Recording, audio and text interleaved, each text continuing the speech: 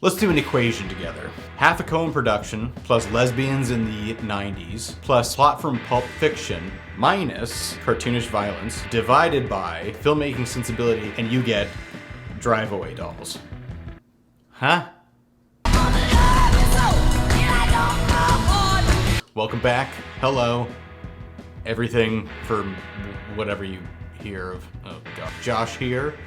And today we'll be talking about Drive Away Dolls. Let's see how difficult that is for editing. This movie was written and directed by Ethan Coen. Just Ethan Coen.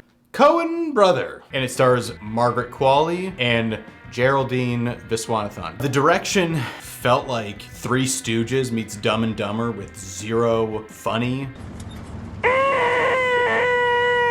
It's not funny. Like, I don't know who thought this was funny. The pity laugh people did, but everybody else, we were all just sad. This film takes place in the late 90s for no reason other than communication errors along a road trip, and follows Jamie and Marion, two lesbians who are just friends. They're not lovers, they're just friends. They're just friends, okay? They keep reminding us that they're just friends. Over and over and over again. They're just lesbian best friends. Best friends who are lesbians. Leaving their terrible relationships and jobs behind, the two set out on a bizarre road trip while signing up for a driveway car service, having to take a car out to Tallahassee. Little do they know they're holding precious cargo that is quickly discovered after a flat tire incident and a cartoon sequence of whooshes and swooshes all over the place, with mouths agape and the audience feeling extremely awkward. Men after them, cops get involved, shitty transitions, hidden artsy-fartsy messages, and melodramatic acting later. They see what's inside the case, easily opening it. Extort and live happily ever after. No joke, that is the story. It's terrible. Considering that this is just one of the two of the Coens, there's still hints of Coen there. Ethan Coen has a small signature of kind of randomness when it comes to characters or when it comes to the plot itself that just arise with that randomness. Somewhat of this like strange comedy that you can see from Lebowski to Burn After Reading to that other fucking movie that I can't remember. Also, out of the entire cast, either the people that they actually were able to get involved for namesake and selling purposes, the only good cast member out of all of them was Beanie Feldstein. She just embraces this hilarious cartoon cop character that is extremely violent and yells a lot. It makes you feel like you're like, why don't you just keep having her in this? I mean, take out the other two, just bring her into this. That's it. That's all that I liked out of this entire thing.